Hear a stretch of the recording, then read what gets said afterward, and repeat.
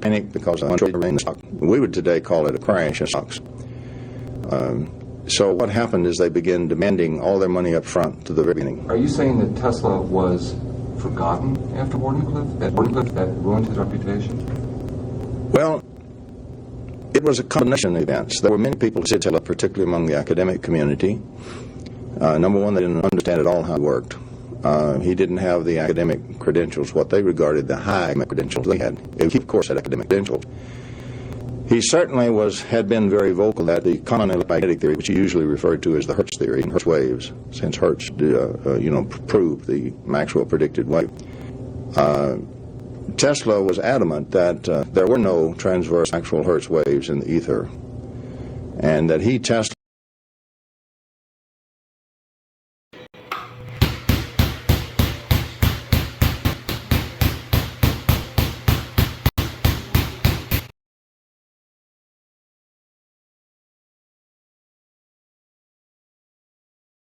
Maxwell Hertz waves in the ether, and that Tesla, was not using that kind of theory at all. That theory was very limited and did not apply to what he was doing. What he was saying to the entire scientific mind of the day was that what you're doing, gentlemen, is erroneous. Not only that, I'm proving you're an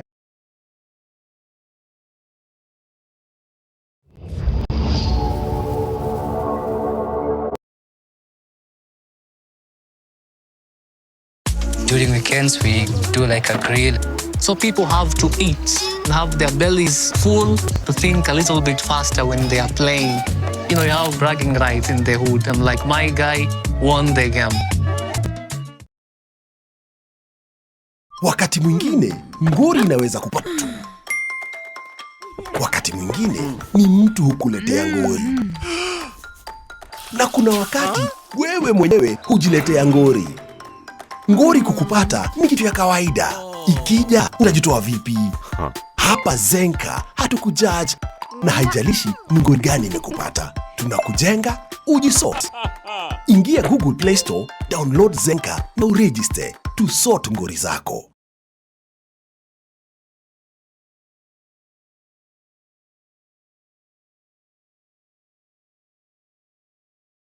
You walk around the pond and take pictures of swimming ducks. Suddenly, you notice that your phone's battery is low. You press a button on the side of the gadget, and it starts using air to charge its battery. You sit in your electric car and drive a few miles. There are no gas stations or any other charge points. You don't need to charge your vehicle because it's already filled with energy. It gets to the air. Anywhere in the world, you have has any effect on the arts.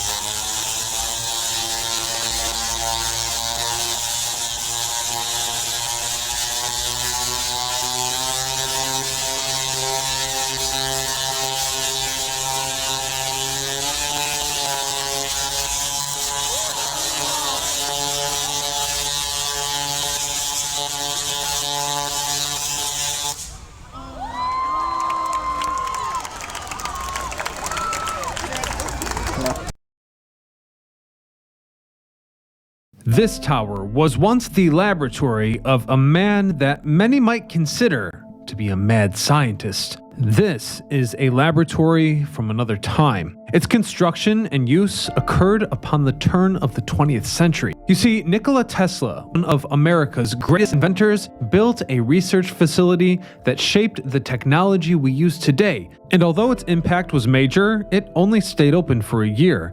In that short time, he made discoveries and believed he was communicating with aliens. Today, we discover the lost laboratories of Nikola Tesla. I'm your host, Ryan Sokash, and you're watching It's History. Nikola Tesla was born in the Austrian Empire in what is now Croatia on July the 10th, 1856. From an early age, Tesla showed an interest in technology and inventing. He built wind turbines in elementary school and dreamt of using Niagara Falls for power. Ultimately, he immigrated to the United States in 1884 and upon arrival immediately began working on his research. 4 years after moving to the States, Tesla applied for his first patent. He worked briefly for fellow inventor Thomas Edison, but their professional relationship ended shortly after business and communication disputes. After leaving this job, Tesla worked on developing the first alternating current motors. Realizing that Edison's vision was inefficient, Tesla worked on a system that simultaneously sent multiple waves of electricity in various directions. Along with inventors such as Marconi, Thomas Edison was a rival of Tesla, and they spent their careers competing to be the first to innovate wireless communication technology.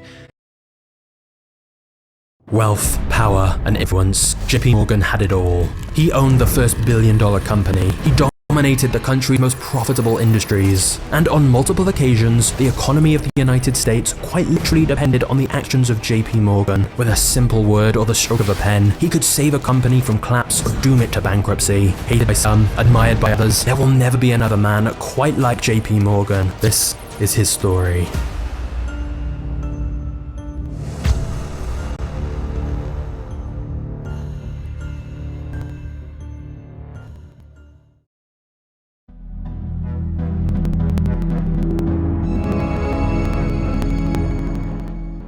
John Morgan was born in Connecticut in 1837 into pretty circumstances. His father, Junius Morgan, was already a wealthy banker, and he ensured John had the best education that money could buy, since he wanted John to follow in his footsteps as a financier. However, despite being born into wealth, John's childhood was bleak. He was a sickly child. He regularly suffered from coughing fits, migraines, seizures, and diseases such as scarlet fever. His medical conditions meant he often couldn't play outside with the other kids. Instead, you'd find him inside studying or reading financial statements. In fact, at one point, John became incapacitated by rheumatic fever, and his father's solution was to send John to live by himself in the Azores Island in the middle of the Atlantic Ocean. His dad believed the climate and salty air would help him recover from his condition, so John stayed on that island for a year with any family. And when he was finally well enough, he continued his education. By 1857, John had studied in Boston, Switzerland, and Germany, and was now 19 years old and ready to enter the workforce. At this point, John's father was a junior partner at a London-based merchant banking firm called George Peabody & Co. And thanks to his father, John was able to get a job on Wall Street in the banking firm which looked after Peabody's interests in America. Part of John's job involved writing reports to his father's firm, detailing financial and political goings-on.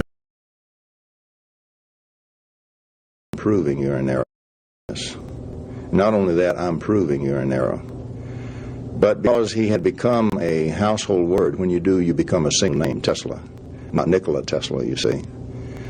And because of this kind of effect, he had become essentially the great wizard. He had given us the AC power system and everything. And there was a great deal of resentment for what they regarded as an upstart inventor who was, in fact, essentially saying, I'm going to usurp your science. They would interpret it that way. Not all people were detractors, but many were. He also was not a great theoretician. He didn't fill up books with great theories and full mathematics. And so he just didn't practice the game as it was being practiced.